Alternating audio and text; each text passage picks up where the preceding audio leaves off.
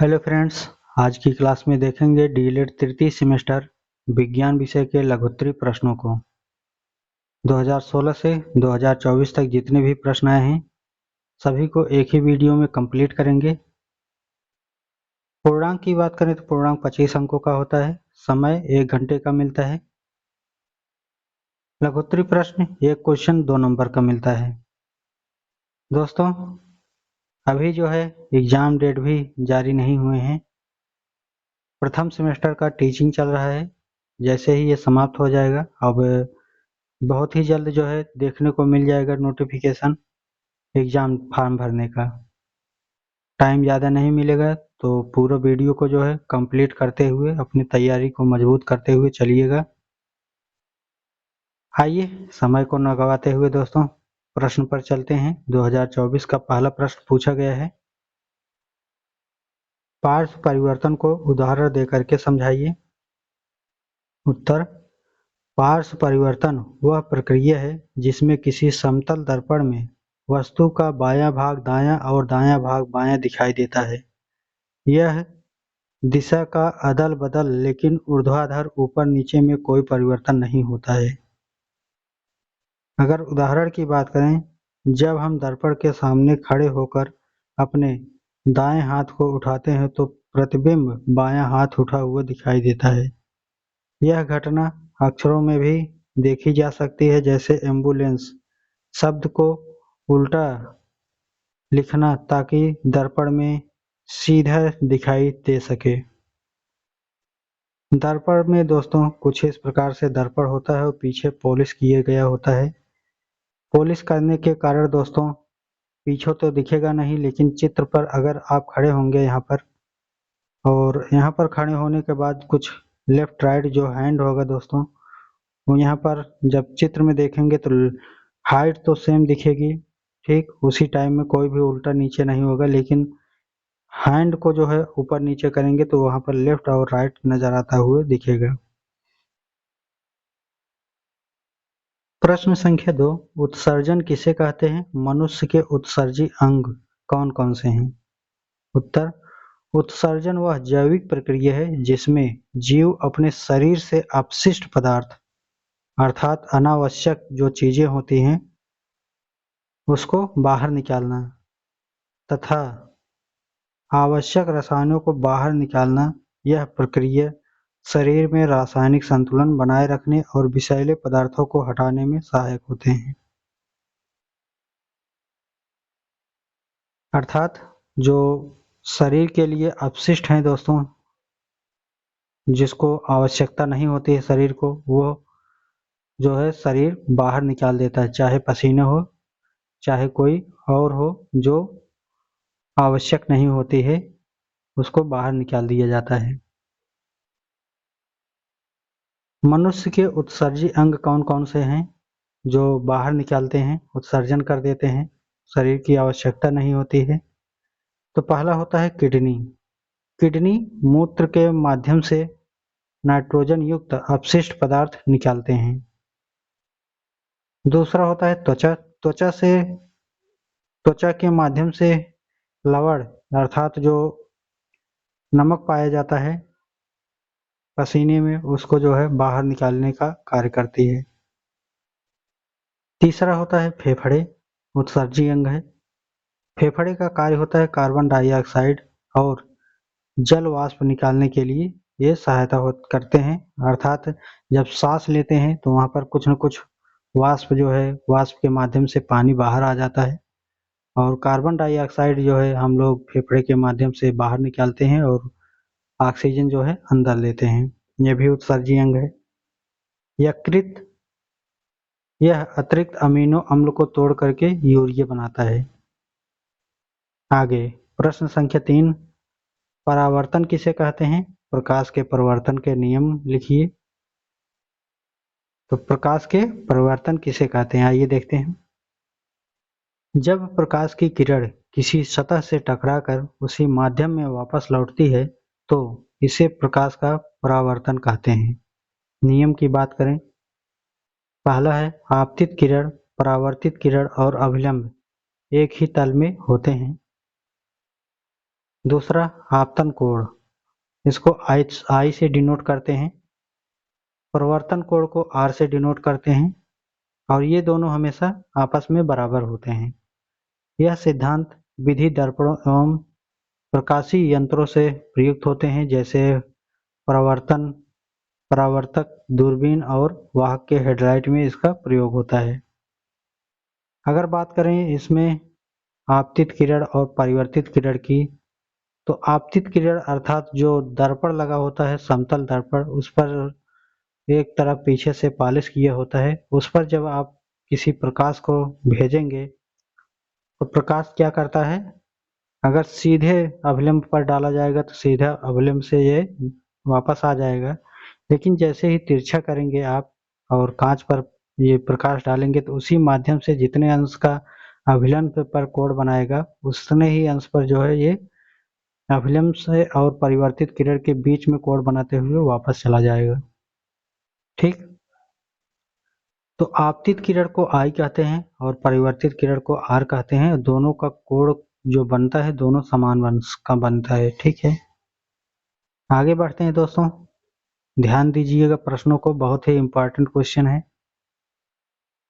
ऐच्छिक और अनैच्छिक क्रियाओं को उदाहरण सहित समझाइए। तो ऐच्छिक क्रिया क्या होती है, वे क्रियाएं जिन्हें हम अपनी इच्छा से नियंत्रित कर सकते हैं, जिसको हम अपने बस में कर सकते हैं, नियंत्रण में रख सकते हैं, उसको ऐच्छिक क्रिया कहते हैं। जैसे खाना खाना, तो खाना खाने को हम लोग नियंत्रण में कर सकते हैं, 2 घंटे, 4 घंटे, 6 घंटे बाद खा सकते हैं या तुरंत खा सकते हैं। चलने पर नियंत्रण कर सकते हैं, बोलने पर नियंत्रण रख सकते हैं, लिखने पर नियंत्रण कर सकते हैं।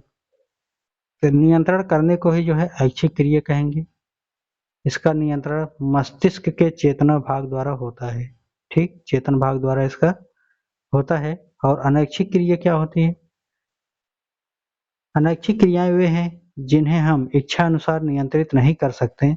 जैसे दिल की धड़कन, वो धड़कन जब तक चल रही है तब तक जिंदगी चल रही है, बंद हो जाएगा तो बंद हो जाएगा।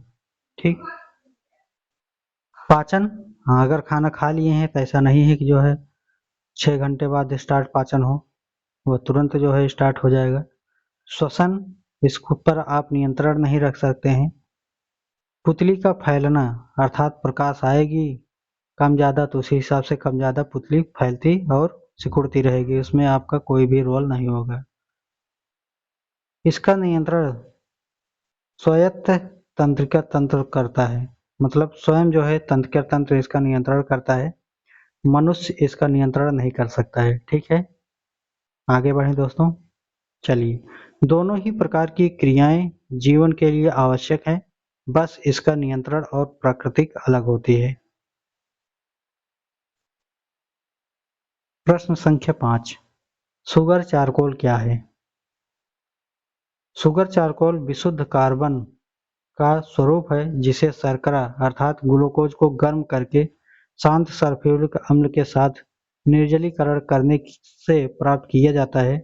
इस प्रक्रिया में हाइड्रोजन और ऑक्सीजन जल के रूप में निकल जाते हैं और केवल शुद्ध कार्बन बचता है। इसका उपयोग प्रयोगशालाओं में रासायनिक अभिक्रियाओं में अवशोषक के रूप में और कभी-कभी औषधि निर्माण में किया जाता है।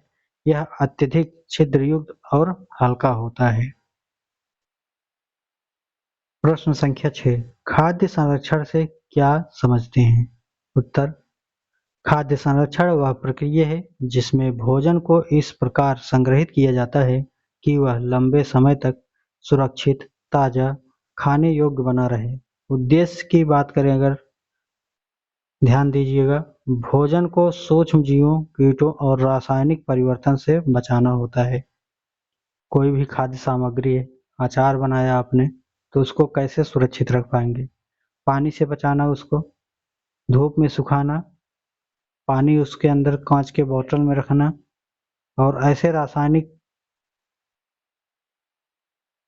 तरीकों को आजमाना, उसमें प्रयोग करना ताकि जो है बहुत दिनों तक वह सुरक्षित बना रहे, खाद्य सामग्री सालों साल तक चलता रहे।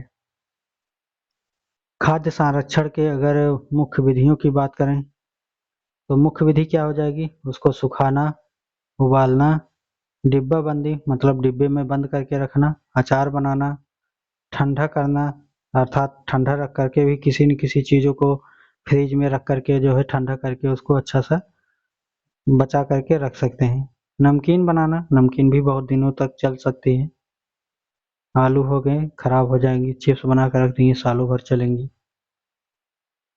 आगे, इससे खाद्य पदार्थ बर्बाद नहीं होते हैं और मौसमी पदार्थ पूरे वर्ष उपलब्ध रहते हैं। यह स्वास्थ्य और अर्थव्यवस्था दोनों के लिए लाभकारी होता है। प्रश्न संख्या 7, हाइड्रोकार्बन क्या होते हैं, इसके प्रकार उदाहरण सहित समझाइए। हाइड्रोकार्बन वे यौगिक हैं जो केवल कार्बन और हाइड्रोजन परमाणुओं से बने होते हैं। ये विभिन्न प्रकार के ईंधन और कार्बनिक यौगिकों के मूल के घटक होते हैं। अगर प्रकार की बात करें कितने प्रकार की होती हैं, तो एक हो जाता है संतृप्त हाइड्रोकार्बन और दूसरा हो जाता है असंतृप्त हाइड्रोकार्बन, और अगर तीसरे की बात करें तो एक हो जाएगा एरोमेटिक हाइड्रोकार्बन। संतृप्त हाइड्रोकार्बन अर्थात एल्केन, इसमें केवल एकल बंध मतलब एक बंध पाए जाते हैं। जैसे CH4 है तो C यहाँ पर हो जाएगा, ठीक, और H4 मतलब H को 4 जगह लिखना है, यहाँ पर H, यहाँ पर H, यहाँ पर H और यहाँ पर H, इसी को CH4 कहेंगे। इथेन C2H6 असंतृप्त हाइड्रोकार्बन दूसरा है, इसमें दोहरे या तिहरे आबंध होते हैं, जैसे अल्कीन एथीन C2H4 और अल्काइन जिसको एथाइन भी बोलते हैं C2H2। एरोमेटिक हाइड्रोकार्बन की अगर बात करें दोस्तों तो इसमें विशेष गंध वाले चक्रीय यौगिक जैसे बेंजीन C6H6 होते हैं। ये ईंधन, प्लास्टिक, रसायन और औद्योगिक उत्पादों में प्रयुक्त होते हैं। आइए दोस्तों 2023 का पेपर स्टार्ट करते हैं। दोस्तों आप सभी ने जो है वीडियो को तो देख रहे हैं, लेकिन सब्सक्राइब इतना कम करके रखे हुए हैं जिससे मनोबल टूटने लगता है कि वीडियो बनाए या नहीं बनाए, लाइक करने में कंजूसी कर देते हैं। तो ये सब मत किए करिए, थोड़ा सा अगर आपको पसंद आ रहा है, देख रहे हैं तो लाइक कर दीजिएगा, शेयर कर दीजिएगा, सब्सक्राइब करके रख लीजिए। ठीक नहीं हो रहा तो कोई बात नहीं दोस्तों, ठीक है, मत करिएगा। और आइए 2023 का पेपर लेते हैं। 2023 का पहला प्रश्न, प्रकाश के अपवर्तन के नियम लिखिए। तो उत्तर हो जाएगा, अपवर्तन वह घटना है जिसमें प्रकाश की किरण एक माध्यम से दूसरे माध्यम में प्रवेश करने पर अपनी दिशा बदल लेती है। यह परिवर्तन प्रकाश की गति के अंतर के कारण होता है। आगे, अपवर्तन के नियम क्या होते हैं, तो आइए देखते हैं अपवर्तन के नियम क्या होते हैं। पहला, आपतित किरण, परिवर्तित किरण और आपतन बिंदु पर एक ही बिंदु पर खींचा गया अभिलंब एक ही तल पर स्थित होते हैं। यहाँ पर देखिए इसी की बात हो रही है। आपतित किरण, अभिलंब और परावर्तित किरण तीनों जो है एक ही बिंदु पर स्थित हैं। दूसरा पॉइंट है आपतन कोण अर्थात आपतित किरण, ठीक, इसके बीच अभिलंब के बीच बना कोण को अभिलंब कोण, आपतित किरण, ठीक, आपतन कोण हो जाएगा, और परावर्तन कोण को आर करते हैं, मतलब अभिलंब और जो परिवर्तित हो रहा है अर्थात आई बराबर आर होता है, अच्छे से समझे होंगे। तो इसके बीच जो कोण बनेगा आई के बीच में उतना ही आर के बीच में भी कोण बनेगा। प्रश्न संख्या 2, भोज्य पदार्थ के परिरक्षण से क्या समझते हैं, स्पष्ट कीजिए। उत्तर, भोज्य पदार्थ का परिरक्षण उन प्रक्रियाओं का समूह है जिससे भोजन को लंबे समय तक सुरक्षित, ताजा और खाने योग्य रखा जा सकता है। इसका उद्देश्य भोजन को सूक्ष्म जीव, कीट, फफूंद तथा रासायनिक क्रियाओं से खराब होने से बचाना है। आगे, अगर मुख्य विधियों की बात करें किस किस प्रकार से बचाया जा सकता है, तो उसको सुखा करके किसी भी, जैसे अचार बनाया जा रहा है तो उसको आम को सुखाना, ठीक, किसी भी चीज़ को ठंडा करके रख रहे हैं तो वहाँ पर भी जो है ज़्यादा दिनों तक चलाया जा सकता है। डिब्बे में बंद करके रखना, अचार व जैम बनाना, परिरक्षण रसायनों का प्रयोग करके परिरक्षण जो ज़्यादा दिनों तक उसको सुरक्षित रखा जा सके उसके लिए क्या क्या उपाय हैं, ठीक, तो उसका उपयोग करना है। इससे खाद्य अपव्यय कम होता है। अपव्यय मतलब होता है खर्चा, इससे जो खाद्य सामग्री है उसको खपत जो है कम होती है और मौसम परिवर्तन के बावजूद खाने की वस्तुएं उपलब्ध रहती हैं। प्रश्न संख्या 3, जीवाणु कोशिका की संरचना का नामांकन चित्र बनाइए। तो जीवाणु कोशिका के मुख्य भाग कौन कौन से होते हैं, आइए देख लेते हैं। यहाँ पर है राइबोसोम, केंद्रक होता है, केंद्रकाय होता है, ठीक है। और यहाँ पर मध्यकाय है और कोशिका भित्ति, पेशी भित्तिका, प्लाज्मा, ठीक। और यहाँ पर कोशिका भित्ति हो जाएगा। इसमें थोड़ा सा हिंदी में त्रुटियां हो गई हैं कहीं कहीं पर, तो आइए कोशिका भित्ति, कोशिका झिल्ली जिसको सेल मेम्ब्रेन कहते हैं, कैप्सूल्स, न्यूक्लियोटाइड जिसको डीएनए क्षेत्र में बोला जाता है, साइटोप्लाज्मा, राइबोसोम, पाइल, फ्लैजेला। आगे बात करेंगे दोस्तों। प्रश्न संख्या 4, मधुमेह डायबिटीज क्यों होता है, इसके प्रकार, कारक और लक्षण लिखिए। तो उत्तर हो जाएगा मधुमेह एक दीर्घकालिक रोग है जिसमें रक्त में शर्करा का स्तर अधिक हो जाता है। इसका मुख्य कारण इंसुलिन का पर्याप्त न बनाना, इसका सही से कार्य न करना है। मधुमेह जो होता है दोस्तों, वह शरीर में चीनी की मात्रा अधिक हो जाती है और जो चीनी की मात्रा को कंट्रोल करता है उसको क्या कहते हैं, उसको क्या कहेंगे, जो चीनी के मात्रा को कंट्रोल करता है, ठीक, इंसुलिन कहते हैं। तो इंसुलिन जो है वो बंद हो जाता है दोस्तों निर्माण करना, ठीक है। मधुमेह एक दीर्घकालिक रोग है जिसमें रक्त में शर्करा का स्तर अधिक हो जाता है। इसका मुख्य कारण इंसुलिन का पर्याप्त न बनना, उसका सही से कार्य न करना है। खून में शुगर की मात्रा बढ़ने लगती है और इंसुलिन जो होता है वह बनना बंद हो जाता है। इसीलिए जो है किसी किसी वीडियो में या किसी किसी को देखे होंगे तो वहाँ पर जो है इंसुलिन का एक इंजेक्शन लगता है, उसको लगाया जाता है, तो जो है वो शुगर की मात्रा को जो है नियंत्रण में रखने का कार्य करता है। टाइप 2, टाइप 1 में इंसुलिन का निर्माण बंद हो जाता है। प्रकार की अगर बात करें तो दूसरा हो जाएगा इंसुलिन का सही उपयोग नहीं हो पाता है। तीसरा गर्भकालिक मधुमेह की बात करें तो गर्भावस्था के दौरान जो भी ये होता है उसमें भी जो है शुगर की मात्रा बढ़ जाती है। अगर कारण की बात करें तो यहाँ पर ये जो शुगर होता है दोस्तों ये आनुवांशिकी के कारण भी हो सकता है, मोटापा के कारण, गलत खान पान के कारण या और व्यायाम की कमी के कारण जो है ये हो सकते हैं। अगर लक्षण की बात करें तो बार बार प्यास लगेगी, बार बार पेशाब आना, थकान लगना, वजन घटना, दृष्टि धुंधली होना, घाव जो है धीरे धीरे भरना, मतलब बहुत टाइम लग जाएगा, अगर लग गया है तो जो है घाव भरने में बहुत टाइम लगेगा। आगे प्रश्न संख्या 5, हाइड्रोकार्बन यौगिक क्या है, यह कितने प्रकार का होता है, उदाहरण देकर के समझाइए।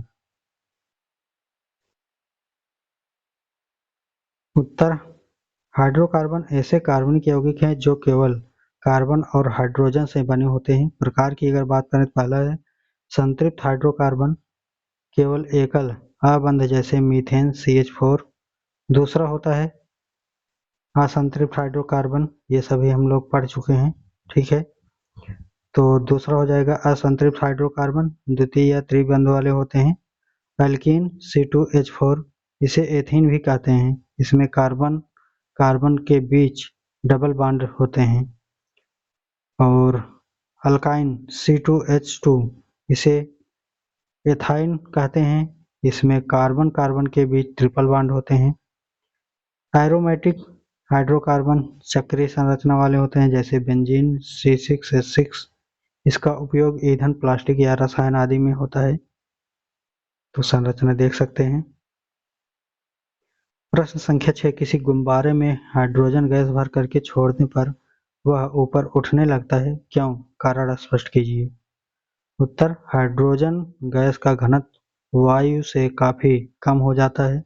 जब गुब्बारे में इसे भरकर छोड़ा जाता है तो गुब्बारे का संपूर्ण घनत्व आसपास की वायु से कम हो जाते हैं। परिणामस्वरूप वायु द्वारा लगाया गया अपकर्षण बल गुब्बारे के भार से अधिक होता है और गुब्बारा ऊपर उठने लगता है। यही सिद्धांत जो है हीलियम गुब्बारे में भी लागू होता है। प्रश्न संख्या 7 है, ओजोन परत का अपक्षय से आप क्या समझते हैं? इसके कारण पर संक्षिप्त टिप्पणी लिखिए। तो ओजोन परत पर अपक्षय का अर्थ संताप मंडल की ओजोन परत का धीरे धीरे पतला होना या नष्ट होना। तो जो ओजोन परत है यह समताप मंडल पर पाया जाता है और जो ये होता है ये पराबैंगनी किरणों को जो है बचाता है, जो सूर्य की रोशनी से यहाँ पर आता है पृथ्वी पर, इसको बचाने का कार्य करता है। और जो बात करें अगर तो पराबैंगनी किरण की वजह से जो कैंसर जैसे रोग होते हैं पृथ्वी पर, वो जो है पराबैंगनी किरण जब आते हैं शरीर पर पड़ते हैं तो वहां से होता है। अगर कारण की बात करें दोस्तों, यहाँ पर कारण लिए गए हैं तो पहला हो जाएगा क्लोरोफ्लोरोकार्बन CFC जिसको कहते हैं गैसों का उत्सर्जन। जब ये गैसें होती हैं उत्सर्जन तो ये जो है जा करके जो परत है उसको जो है क्षरण करते हैं अर्थात नष्ट करने का कार्य करते हैं। औद्योगिक रसायन जो फैक्ट्रियाँ चल रही हैं, रासायनिक प्रयोग हो रहे हैं, उससे भी जो है जो ऊपर जाते हैं धुएं, उससे भी जो है ये नुकसान करते हैं। रॉकेट ईंधन, उच्च उड़ान, जेट से निकलने वाली गैसें, ये पदार्थ ओजोन अणुओं को तोड़ देते हैं जिससे हानिकारक पराबैंगनी यूवी किरणें पृथ्वी पर अधिक मात्रा में पहुंचती हैं। इसका असर मनुष्य के पशु पक्षी और जल वायु सभी पर जो है नकारात्मक रूप से पड़ते हैं। आगे देखेंगे 2022 का पेपर। बिना स्पर्श किए समतल, अवतल, उत्तल दर्पण को कैसे पहचानेंगे? तो आइए देखते हैं। तीनों दर्पण की पहचान बिना छुए उसके द्वारा बनाए गए प्रतिबिंब को देख करके की जा सकती है। जो इमेज बनेगा उसको देख करके आप पता कर सकते हैं कि समतल दर्पण है, अवतल दर्पण है या उत्तल दर्पण है। पहले अवतल दर्पण की अगर बात करें, यदि आप दर्पण के पास कोई वस्तु रखेंगे तो उसका प्रतिबिंब बड़ा बन जाएगा, छोटा बनेगा, दोनों बनते दिखेंगे और कभी-कभी जो है उल्टा भी दिखेंगे और यही जो है अवतल दर्पण होंगे। उत्तल दर्पण की पहचान क्या होगी? तो इसमें वस्तु का प्रतिबिंब हमेशा छोटा सीधा दिखाई देता है, कभी-कभी बड़ा या उल्टा नहीं होता है। समतल दर्पण की बात करेंगे तो इसमें वस्तु का प्रतिबिंब हूबहू वास्तविक आकार का और सीधा नजर आता है। समतल दर्पण वही होता है जो हम लोग चेहरा देखते हैं, ठीक है, तो साफ साफ वही नजर आता है, ठीक है। आगे देखेंगे। इस प्रकार प्रतिबिंब के आकार और दिशा में दर्पण की पहचान कर सकते हैं। प्रश्न संख्या 2, शरीर के अंगों को गति प्रदान करने वाले ऊतक का नाम लिखिए, चित्र बनाइए। तो शरीर के अंगों को गति प्रदान करने वाला ऊतक पेशी ऊतक होता है। यह ऊतक सिकुड़ने और फैलने की क्षमता के कारण हड्डियों, अंगों तथा शरीर की गति उत्पन्न करता है। पेशी ऊतक मुख्यतः 3 प्रकार के होते हैं। एक होता है कंकाली, दूसरा होता है चिकने अर्थात स्मूथ, तीसरा होता है हृदय कार्डिक। कुछ इस प्रकार से होते हैं, चित्र में देख सकते हैं। यहाँ पर कंकाल पेशी है, चिकनी पेशी है और हृदय पेशी है। आइए प्रश्न संख्या 3 है, एड्स के कारण एवं रोकथाम पर चर्चा कीजिए। एड्स का मुख्य कारण HIV वायरस है जो शरीर की प्रतिरोधक क्षमता को कमजोर कर देती है। मुख्य कारण क्या क्या है, क्यों ऐसा होता है? तो पहला है असुरक्षित यौन संबंध, दूसरा हो जाएगा संक्रमित रक्त का उपयोग, जो संक्रमित व्यक्ति हैं इससे उसका अगर खून इस्तेमाल किया जाए तो वो भी व्यक्ति संक्रमित हो जाएगा। संक्रमित व्यक्ति को अगर इंजेक्शन लगाई गई है वही जो है दूसरों को लगाई जाती है तो वहां पर हो जाएगा। संक्रमित मां से बच्चे में ये जो है फैल जाता है अगर माँ को है तो बच्चों में भी जो है ये संभावना हो जाती है। रोकथाम का अगर बात करें तो हमेशा सुरक्षित यौन संबंध बनाएं और केवल जांच कराएं, ठीक है, रक्तों को जांच कराते रहें और सिरिंज जो है सुई बार बार इसका उपयोग नहीं करना है। एड्स HIV के बारे में जागरूकता को बढ़ाना है ताकि सभी लोग जागरूक हो सकें और इलाज जो है चेक कराते रहें। एड्स का इलाज अभी पूर्ण रूप से संभव नहीं है, पर सावधानी और समय पर जांच करा करके जो है इससे बचा जा सकता है। प्रश्न संख्या 4 है, प्रकीर्णन से आप क्या समझते हैं?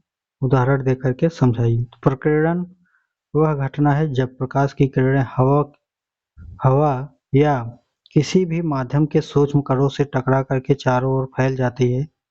अगर जो सूर्य की प्रकाश होती है, अगर ये पृथ्वी पर आती है तो वह जो है किसी न किसी कण से टकरा करके चारों तरफ प्रकाश उसका फैल जाता है, ठीक है, तो उसको क्या कहेंगे?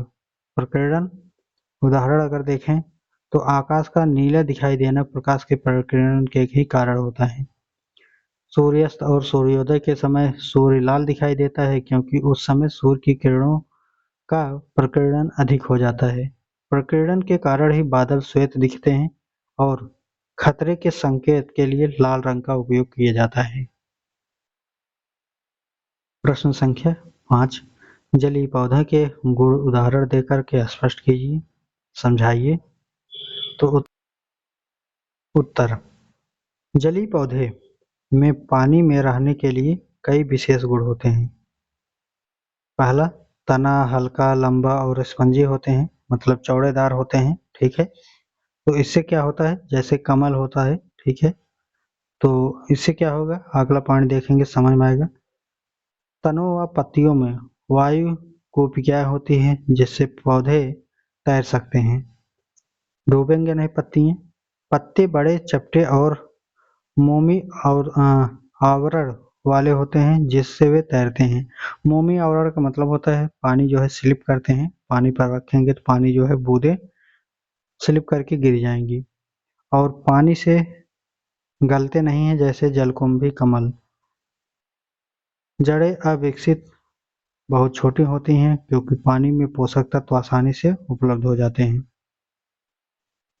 प्रश्न संख्या 6, सुचालक तथा कुचालक पदार्थों में अंतर उदाहरण देकर के स्पष्ट करें। उत्तर की बात करें तो उत्तर हो जाएगा पहला, सुचालक वे पदार्थ जिनमें विद्युत धारा सुगमता से प्रवाहित हो सकती है। उदाहरण की बात करें तांबा हो जाएगा, चांदी और एल्युमिनियम। ये सभी जो है इस पर अगर आप लाइट को खींच करके ले आएंगे, उस पर बिजली के तार को छुआएंगे तो वहाँ जो है बहुत ही अच्छे से ये कार्य करेंगे, ठीक है। लेकिन अगर कुचालक जो होता है वो एक एक तरफ बिजली के करंट छुआएंगे तो दूसरी तरफ नहीं जाएगी करंट, तो उसी को ही जो है कुचालक कहेंगे। सुचालक में अच्छे रूप से जो है कार्य करते हैं बिजली और कुचालक में कार्य नहीं करेंगे। वे पदार्थ जिनमें विद्युत धारा का प्रवाह नहीं होता है, बहुत कम होता है, उदाहरण प्लास्टिक, कांच, रबर, सूखी लकड़ी। इन सभी में जो है अगर आप पावर को टच करेंगे तो जो है उससे लाइट जो है नहीं आएगी, तो इसमें जो है इसी को कुचालक कहेंगे। दोनों का मुख्य अंतर विद्युत चालकता में है, एक में चालक होगी एक में नहीं होगी। प्रश्न संख्या 7, चंद्र ग्रहण को चित्र की सहायता से समझाइए। चंद्र ग्रहण वह घटना है जिसमें पृथ्वी, सूर्य और चंद्रमा एक सीधी में आ जाते हैं और पृथ्वी की छाया चंद्रमा पर पड़ती है। इस समय चंद्रमा पृथ्वी की प्रतिछाया में आ जाता है जिससे उसका दृश्य भाग आंशिक रूप से पूर्णतः ढक जाता है। आगे यहाँ पर देखिए सूर्य का प्रकाश है और सूर्य जो है अपने स्थान पर स्थिर है, लेकिन पृथ्वी जो है ये सूर्य के चारों तरफ ऐसे ऐसे नाचती है, ठीक है, और चंद्रमा भी जो है पृथ्वी के नाचती है, ठीक है। तो यही जो है सूर्य का प्रकाश जो है जा रहा है पृथ्वी पर और पृथ्वी के पीछे जो है चंद्रमा है, तो चंद्रमा पर सूर्य का प्रकाश नहीं पहुंच पा रही, इसी को जो है चंद्र ग्रहण कहेंगे। 2021 का पहला प्रश्न, मनुष्य के उत्सर्जन तंत्र का नामांकन चित्र बना करके कार्य को लिखिए। तो आइए देखते हैं दोस्तों। उत्सर्जन तंत्र वही होता है हमने जो अभी पीछे पढ़ा, जो अपशिष्ट पदार्थों को बाहर निकालते हैं। ठीक, तो ये शरीर के अंदर की भाग हैं। और जो धमनी होती है दोस्तों, किडनी की बात करें, ठीक है, तो यहाँ पर एड्रिनल ग्रंथि हो गई, धमनी हो गई, और विकृत सिरा हो गई, वृक्क हो गई अर्थात किडनी हो गई, मेडुला पेल्विक, ये सभी जो है पार्ट दिए गए हैं। और बात करेंगे दोस्तों किडनी की, तो जानते ही हैं मूत्रवाहिनी, जो ये नल की पाइप, मतलब जो नसिका है, नस है, उसकी जो है यहाँ तक मूत्राशय में पहुँचती है, और इसी के द्वारा जो है दोस्तों मूत्राशय जो है बाहर आ जाता है, तो वही जो है अपशिष्ट पदार्थ हो जाएंगे। ठीक है, और अगर लिखने की बात है दोस्तों, लिख सकते हैं मनुष्य का उत्सर्जन अंग 4 अंगों से मिलकर के बनता है: वृक्क, किडनी, मूत्रवाहिनी, मूत्राशय और मूत्रमार्ग। वृक्क ये शरीर के दोनों ओर मेरुदंड के पास होते हैं। वृक्क से अपशिष्ट पदार्थों को छानकर मूत्र के रूप में निकालते हैं। मूत्रवाहिनी ये वृक्क से मूत्र को मूत्राशय तक पहुंचाती है। तीसरा, मूत्राशय, यह एक थैली जैसी संरचना होती है जिसमें मूत्र संग्रहित होता है। मूत्रमार्ग, यह मूत्राशय से मूत्र को शरीर से बाहर निकालने का मार्ग होता है। कार्य की अगर बात करें तो ये तंत्र शरीर में नाइट्रोजन युक्त और अन्य अपशिष्ट पदार्थों को बाहर निकालकर शरीर को विषाक्तता से बचाता है। आगे प्रश्न संख्या 2, जापानी मस्तिष्क ज्वर किस कारण से होता है? इसका रोग के लक्षण तथा बचाव के उपाय बताइए। तो उत्तर हो जाएगा जापानी मस्तिष्क ज्वर एक विषाणु जनित रोग है जो संक्रमित मच्छरों के काटने से फैलता है। यह रोग मस्तिष्क में सूजन का कारण बनता है। लक्षण की अगर बात करेंगे, तेज बुखार होगा, सिर दर्द होगा, उल्टी होगी, गर्दन में अकड़न आ जाएगी, कमजोरी, घबराहट, और कुछ मामलों में बेहोशी भी हो सकते हैं और कोमा में भी जा सकते हैं। अगर इसकी उपाय की बात करें तो उपाय में क्या हो सकता है, तो मच्छर न काटे उसके लिए जो है मच्छरदानी का उपयोग करना चाहिए, और उसको भगाने के लिए दवा का इस्तेमाल करना चाहिए। खड़े पानी अर्थात जो पानी दोस्तों इकट्ठा होता है नदी नालों तालाबों जो आसपास की नदी नाले हैं, ठीक है, उसमें जो है मच्छर न जमे होने पाए, पैदा न होने पाए, इसको जो है पूरा जो है उसको हटाने का प्रयास करनी चाहिए। पूरी आस्तीन के कपड़े पहने, मतलब पूरे बाजू जो है पूरी बाह को ढके होने चाहिए ताकि जो है मच्छर ना काट सके। जापानी मस्तिष्क ज्वर से बचाव के लिए वैक्सीनेशन लेना आवश्यक होती है। प्रश्न संख्या 3, प्राकृतिक संपदा का अपव्यय मानव जाति के उत्तरजीविता के लिए खतरनाक है, कारण सहित स्पष्ट कीजिए। तो देख सकते हैं दोस्तों कितना इम्पोर्टेंट प्रश्न आए हुए हैं। आइए उत्तर की देख लेते हैं दोस्तों। तो प्राकृतिक संपदा जैसे जल हो गए, जंगल, मिट्टी, खनिज संसाधन हमें जीवन यापन के लिए आवश्यक चीजें प्रदान करते हैं। यदि इन संसाधनों का अपव्यय होता है तो पर्यावरण असंतुलन होता है। कारण की अगर बात करें तो कारण में क्या हो सकते हैं, संसाधनों की कमी, भोजन, जल, आवास की समस्या का उत्पन्न होना, पारिस्थितिकी तंत्र की रक्षा से स्वास्थ्य जीवन संभावित नहीं रहता, जलवायु परिवर्तन और प्रदूषण बढ़ते हैं, जीवों की प्रजातियां विलुप्त हो सकती हैं। इसीलिए प्राकृतिक संपदा का संरक्षण मानव जाति की दीर्घकालिक उत्तरजीविका के लिए अत्यंत आवश्यक है। आगे देखते हैं दोस्तों प्रश्न संख्या 4, ठीक है।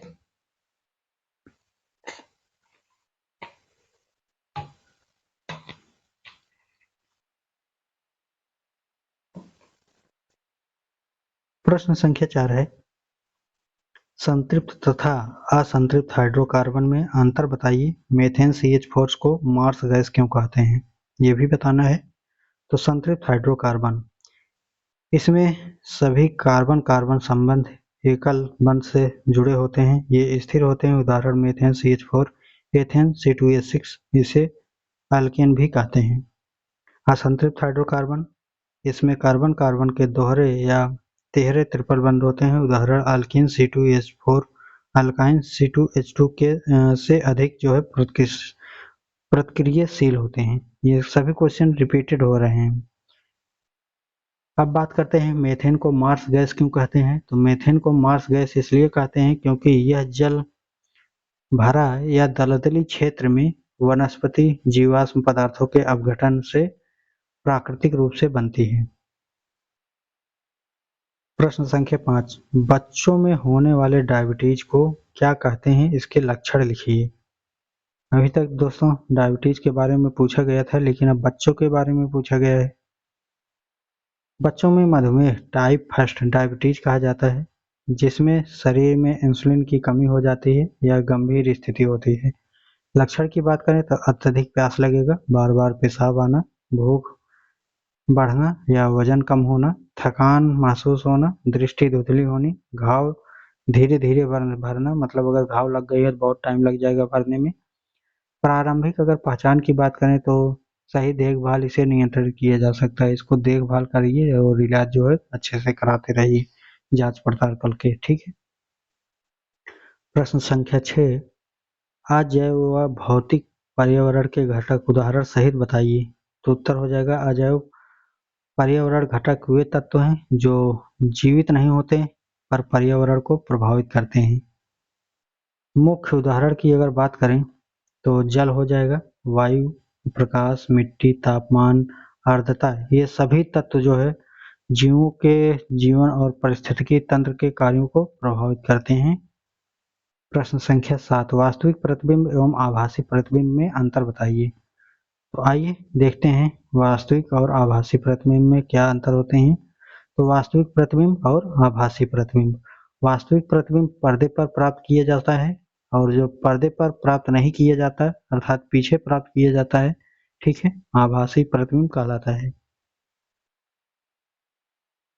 दूसरा, प्रतिबिंब किरणें किसी बिंदु पर मिलती हैं और आभासी में प्रतिबिंब किरणें बिंदु पर नहीं मिलती बल्कि मिलती हुई प्रतीत होती है, ठीक है। आगे बात करेंगे।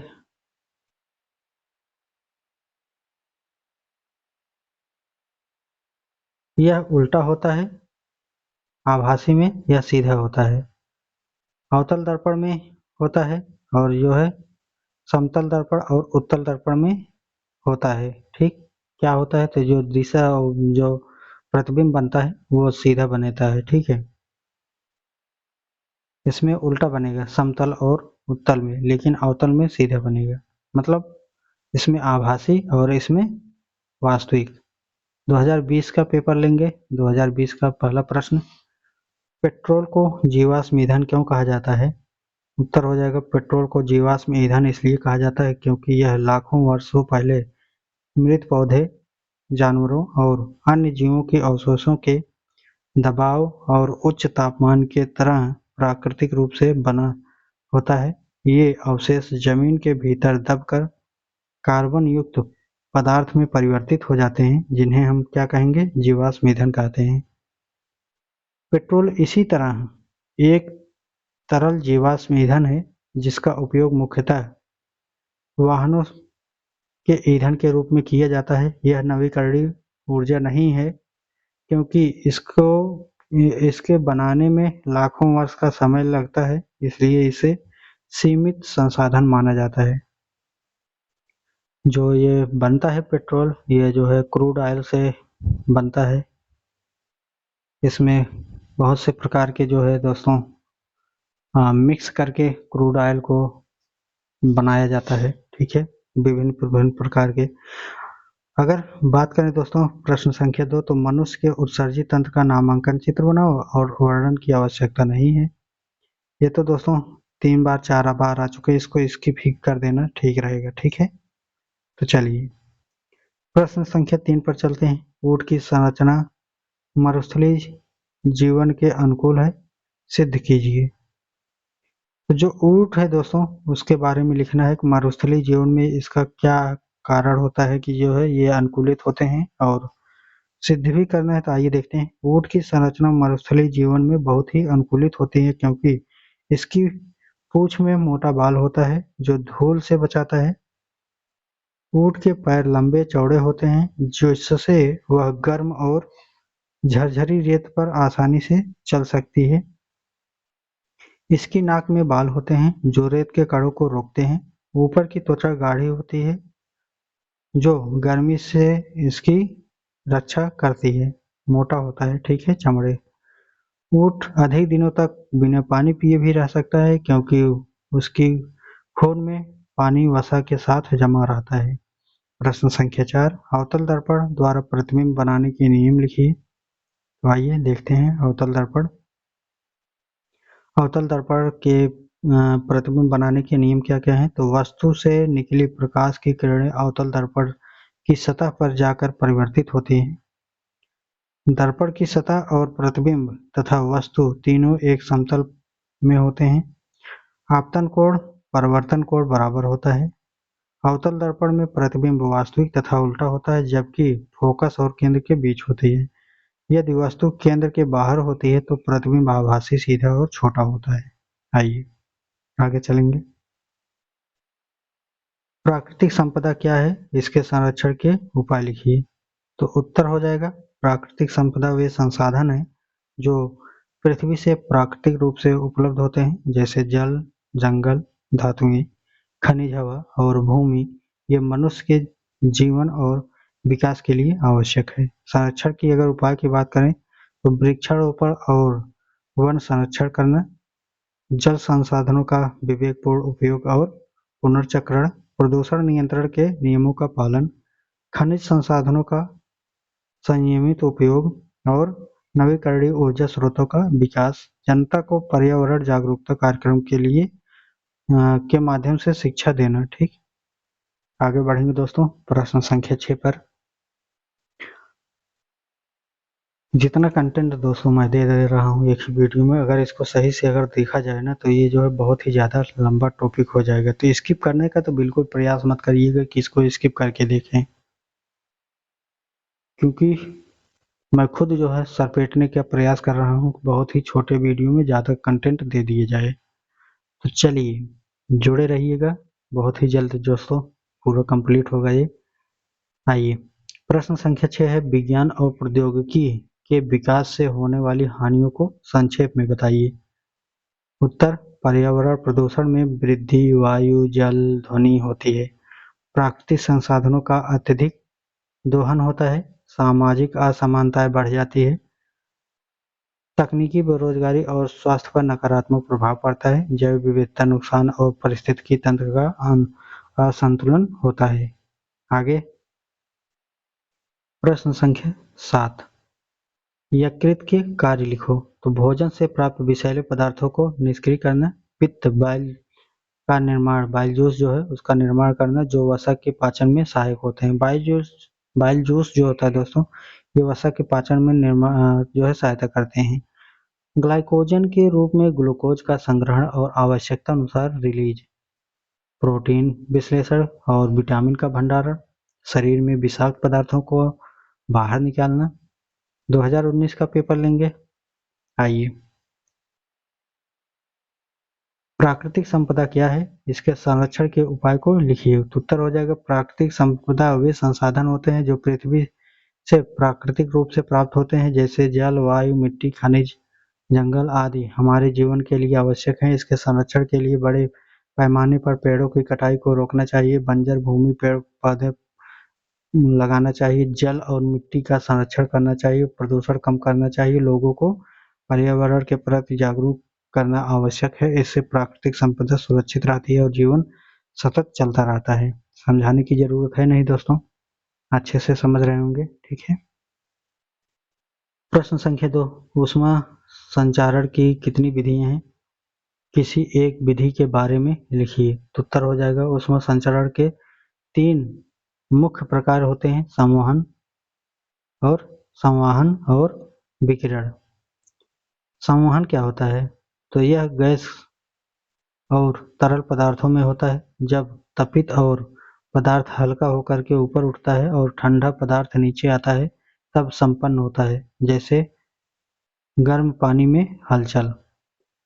और प्रश्न संख्या 3, प्रतिजैविक दवाएं किसे कहते हैं? इसका क्या उपयोग है? उत्तर, प्रतिजैविक दवाएं वे हैं वे दवाएं हैं जो बैक्टीरिया, वायरस और अन्य सूक्ष्मजीवों को मारती हैं या उनका विकास रोकती हैं। इस उपयोग संक्रमण को रोकने, बीमारियों का इलाज करने और स्वास्थ्य बचाने के लिए किया जाता है। उदाहरण के लिए पेनिसिलिन एक प्रतिजैविक दवा है। आइए बात करेंगे प्रश्न संख्या 4। बहुत ही इम्पोर्टेंट क्वेश्चन है सभी। आइए, पत्तियों के कार्य को लिखिए। तो ये आसानी से लिख सकते हैं। पत्तियां मुख्य रूप से प्रकाश संश्लेषण करती हैं, जिससे पौधे में भोजन बनता है। इसके अलावा वे सांस लेने, जल वाष्प और गैस विनिमय में भी सहायक होती हैं।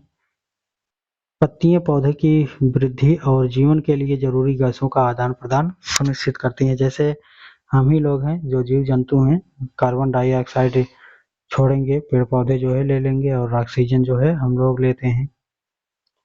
आगे दोस्तों, प्रश्न संख्या 5। प्रकाश के अपवर्तन के नियम लिखिए। प्रकाश के अपवर्तन के नियम, ये क्वेश्चन रिपीट हुए हैं, नहीं बताऊंगे, ठीक है, तो इसको ध्यान दे दीजिएगा। पीछे जो है अगर स्किप कर रहे हैं तो स्किप बिल्कुल मत करिएगा, क्योंकि मैं खुद स्किप कर रहा हूँ, ठीक है। जो क्वेश्चन एक बार बता दिए हैं दोबारा नहीं बता रहे हैं तो स्किप करने का प्रयास मत करिएगा, ठीक है दोस्तों। आइए, प्रश्न संख्या 6 है, उत्तल दर्पण के द्वारा किस प्रकार का प्रतिबिंब बनता है। तो उत्तल दर्पण में प्रतिबिंब हमेशा आभासी, सीधा और छोटा होता है। वस्तु की दूरी पर कोई असर नहीं पड़ता। प्रतिबिंब वस्तु से छोटा होता है और दर्पण की सतह के पीछे बनता है, ठीक है। तो यहाँ पर कुछ इस प्रकार से जो है बन जाएगा चित्र को, और यहाँ पर जो है पॉलिश किए गए हैं इस तरफ अंदर की साइड। यहाँ पर जो है एक मनुष्य है, और मनुष्य को जो है दोस्तों, अगर इसको सीधा भेजा जाए तो ये जो है वापस जो है कहाँ से जाता है, तो फोकस से जो है ये वापस आ जाता है, ठीक है। ये आभासी बनता है, मतलब यहाँ बनेगा नहीं, लेकिन डॉट डॉट करने का मतलब यहाँ बन सकता है, ठीक है। और इसको जो है सीधा अगर केंद्र से लिए जाए तो केंद्र से जो है रिटर्न होकर के वापस चला जाता है। तो जहाँ पर ये कट रहा है वहीं पर प्रतिबिंब बनेगा, तो यहाँ पर जो है प्रतिबिंब बन जाएगा। आगे, सूक्ष्मजीवों की उपयोगिता लिखिए।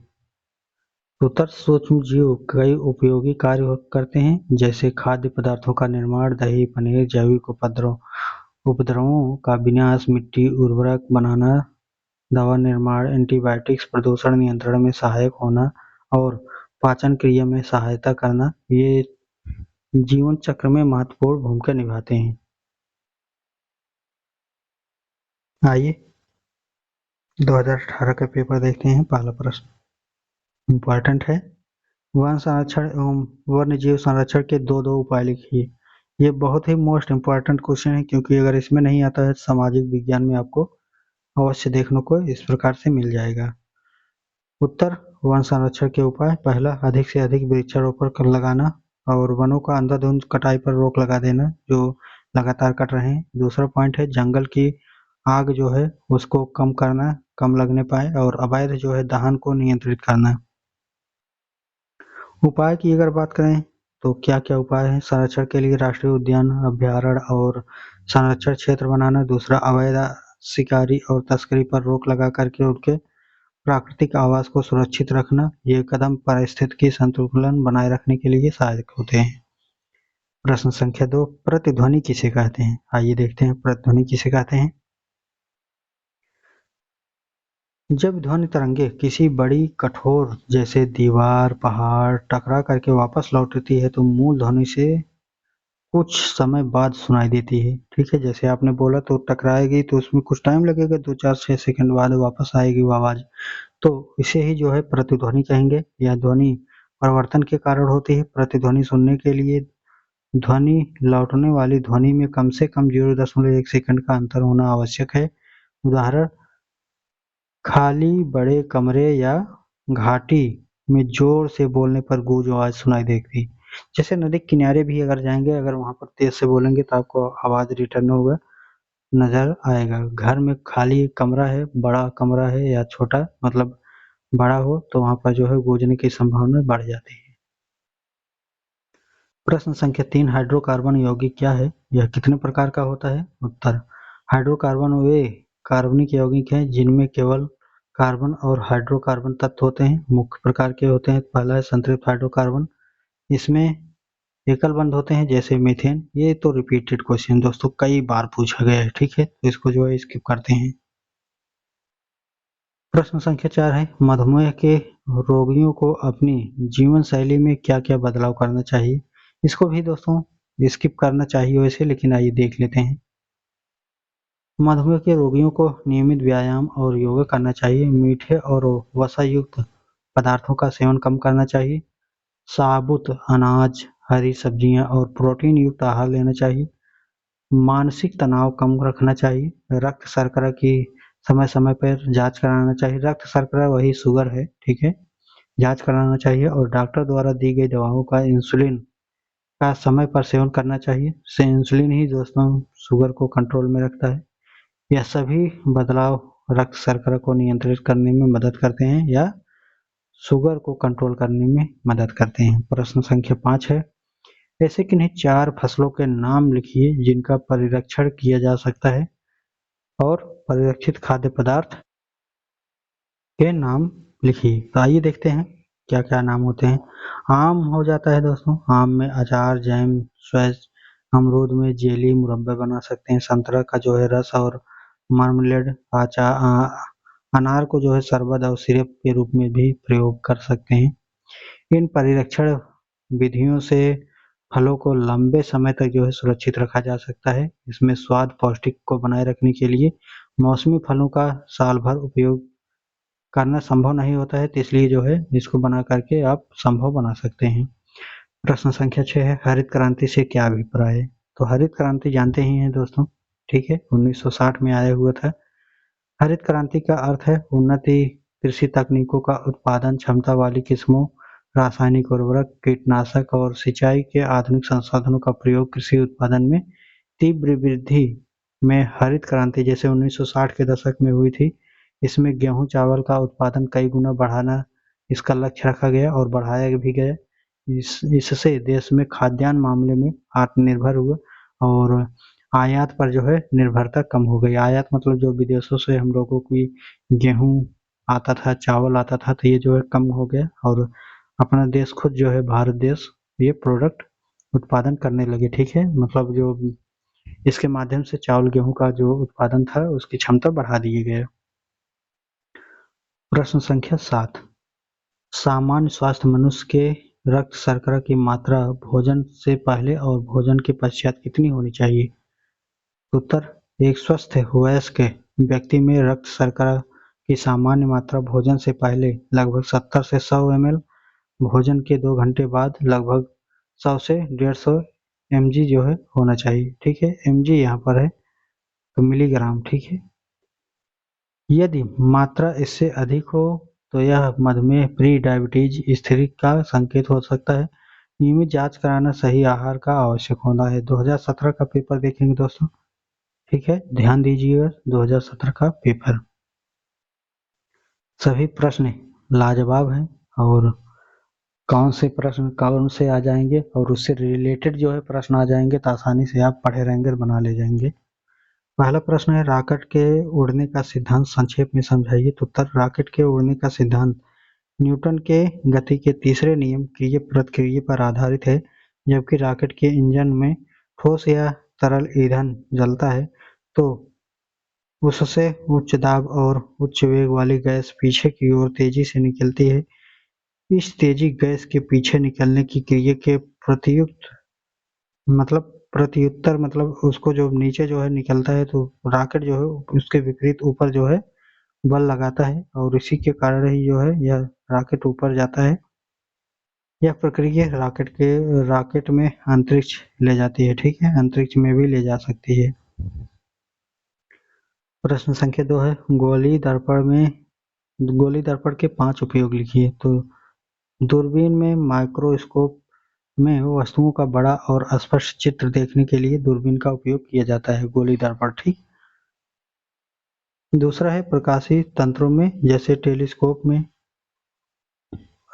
खोजी बत्तियां तथा लाइट फोकस करने में, सौर ऊर्जा उपकरण में सूर्य की ऊर्जा संग्रहित करने के लिए, दांत चिकित्सालय दांतों की जांच करने के लिए, ठीक है, तो ये जो है चित्र को बड़ा बना देता है, ठीक है, तो आसानी हो जाती है।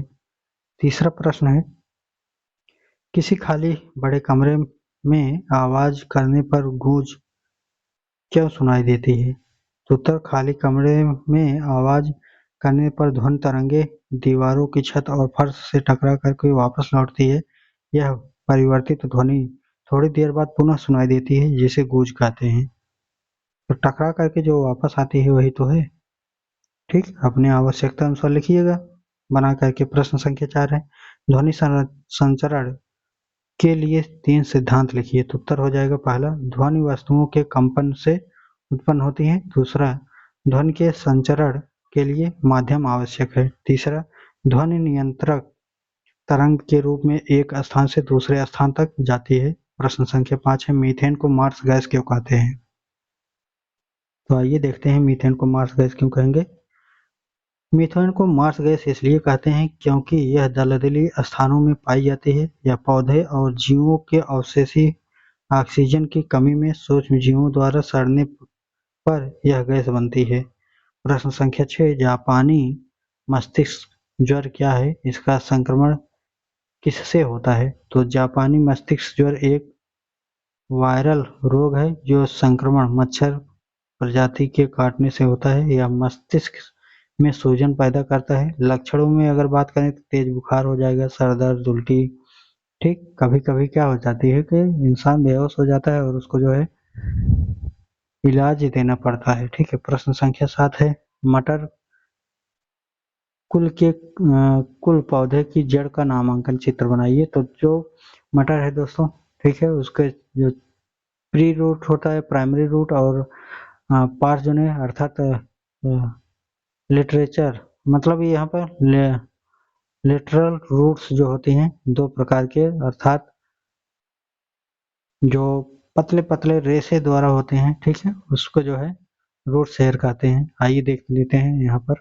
ठीक है, तो कुछ इस प्रकार से होता है। ठीक है, तो यह जो है प्राथमिक मूल है। ठीक है, ये वाला भाग प्राथमिक मूल, और यही जो है द्वितीयक मूल। इस प्रकार से जो आता है ये हो जाएगा द्वितीयक मूल। इसी में देखिए थोड़ा सा रेसे रेसे रेसे रेसे पाए है, यही तीसरा मूल हो जाएगा। आइए 2016 का प्रश्न लेते हैं। बने हैं दोस्तों तो लास्ट तक बने रहिएगा, लास्ट पेपर है, बहुत ही इंपॉर्टेंट होने वाला है। ठीक है, आइए, पर्यावरण संरक्षण से क्या अभिप्राय है? अपने स्तर से आप पर्यावरण को कैसे संरक्षित करेंगे? तो उत्तर, पर्यावरण संरक्षण का मतलब है प्राकृतिक संसाधनों और जीव जंतुओं को प्रदूषित, क्षति और विनाश से बचाना। यह पृथ्वी की रक्षा के लिए जरूरी है ताकि जीवन सुरक्षित रहे। पेड़ पौधे लगाए जाएं, जल सही का उपयोग करना, कूड़ा कचरा सही ढंग से निपटाना और ऊर्जा का जो है बचाव करना, प्लास्टिक कम से कम उपयोग करना। ठीक है, बचाव में योगदान देना, और इससे पर्यावरण जो है ताजा और स्वस्थ रहेगा। 1 मिनट दोस्तों, पानी पीते हैं, गला बैठ रहा है। आइए प्रश्न संख्या 2 पर लेते हैं। स्टरलाइजेशन विधि से खाद्य पदार्थों को सूक्ष्म जीवों से कैसे सुरक्षित रखा जा सकता है? उत्तर की बात करें तो क्या होगा? स्टरलाइजेशन तकनीक में खाद्य पदार्थों को 100 सेल्सियस से अधिक ताप पर गर्म किया जाता है ताकि सभी हानिकारक बैक्टीरिया, कवक और वायरस जो है ये नष्ट हो जाएं।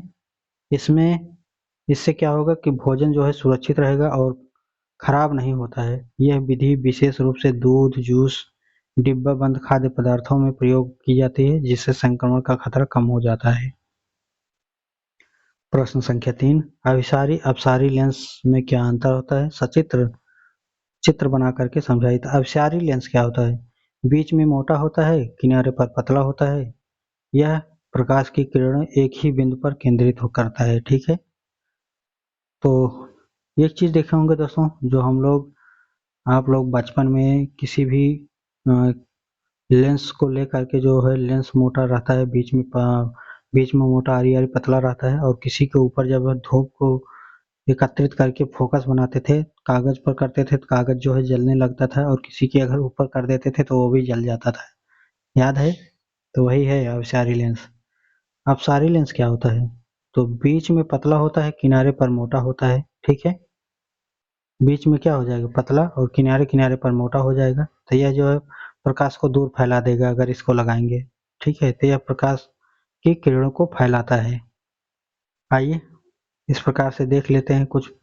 तो उत्तल लेंस, ठीक है, उत्तल लेंस अर्थात अभिसारी लेंस होती है। तो यहाँ पर बीच में मोटा होता है, आरी आरी पतला होता है। अवतल लेंस को अपसारी लेंस कहते हैं। यहाँ बीच में पतला होता है और आरी आरी मोटा होता है। आइए प्रश्न संख्या 4 है, वस्तुओं के संरक्षण हेतु अपनाई जाने वाली विभिन्न विधियों को संक्षेप में बताइए। तो उत्तर हो जाएगा, वस्तु के संरक्षण को रोकने के लिए मुख्य विधियां हैं कैथोडिक संरक्षण, धातु को इलेक्ट्रिकली सुरक्षित करना, पेंटिंग या कोडिंग, पेंट या जिंक की परत लगाना, पर्यावरण नियंत्रण, नम या अम्लीय वातावरण से बचाना, मिश्र धातु बनाना, कम संरक्षण वाले धातु बनाना। आगे देखेंगे प्रश्न संख्या 5, अनुकूलन किसे कहते हैं? मरुस्थलीय अनुकूलन को संक्षेप में समझाइए। तो उत्तर हो जाएगा, अनुकूलन का मतलब है जीवों का अपने पर्यावरण के अनुसार ढल जाना। मरुस्थलीय अनुकूलन में ऊंट की नाक के बाल चौड़े, ठीक, और पानी बचाने वाली विशेषताएं होती है जो उसे रेगिस्तान जीवन के लिए उपयुक्त बनाती है। यह अगर विशेषता की बात करें तो गर्म और सूखे वातावरण में जीवन बचाने में मदद करते हैं। सीधी सी बात है दोस्तों, उसका जो पैर होता है चौड़े होते हैं इसलिए ताकि वो मिट्टी पर अच्छे से चल सके। अगर पतला होगा धंस जाएगा, ठीक है। और कुबड़ पाया जाता है उसमें ताकि उसमें वसा जमा होता है तो जो भोजन नहीं भी पाएगा हफ्ते 2 दिन 10 दिन तब भी काम चला लेगा। पानी जो है उसके अंदर स्टोर ही रहता है, ठीक है। तो वहां से भी जो है ये आसानी से चला लेगा। तो इसी को लिखना है अपने भाषा में। प्रश्न संख्या 6 है, कार्बनिक रसायन क्या है? इसका क्या अभिप्राय है? कार्बन यौगिक में श्रृंखलन की विशेषता को उदाहरण सहित समझाइए। तो उत्तर हो जाएगा, कार्बनिक रसायन वे यौगिक होते हैं जिनमें मुख्य रूप से कार्बन और हाइड्रोजन होते हैं। श्रृंखलन का मतलब है कार्बन परमाणु एक दूसरे से जुड़कर लंबी या चक्रीय श्रृंखला बनाते हैं। उदाहरण के लिए सीधी श्रृंखला मीथेन CH4 से लेकर लंबी श्रृंखला वाले प्लास्टिक तक हो सकते हैं। प्रश्न संख्या 7, एक प्रारूपिक पुष्प का चित्र बनाकर लेबल कीजिए। ठीक है, लेबल मतलब यही है बनाइए कहाँ पर क्या होता है, ठीक है, पुष्प के भाग को। तो ये जो है पुष्प बना गया है दोस्तों। तो ये जो पुष्प के ऊपरी भाग कुछ इस प्रकार से जो बना है यहाँ पर, इसी को जो है बाह्य दल कहते हैं, ठीक है। और जो पत्तियां होती हैं उसको जो है दल कहते हैं। और जो उसके अंदर देखे होंगे फूल के अंदर एक हल्का सा पतला पतला छोटा सा पीला पीला या कुछ ही जो भी होगा गोला गोला छोटा छोटा, उसी को तंतु कहते हैं, ठीक है।